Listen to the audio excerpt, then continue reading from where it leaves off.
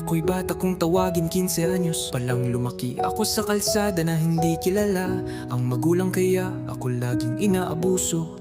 Kaya hindi ko na hinayaan na umabot pa sa ganito. Unting galaw mo lang puputukan ka na sa ulo.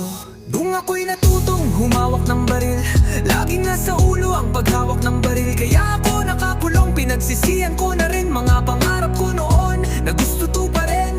Di ko magawa dahil ngayon ako'y nandito nakakulong sa tinatawag nilang bilanggo. Kaya pinangko ko sa sarili ko na di na mauulit. Nung ako'y makalabas, nagibangan nyo ulit. Sabi nila sa'kin, manalig ka sa Panginoon.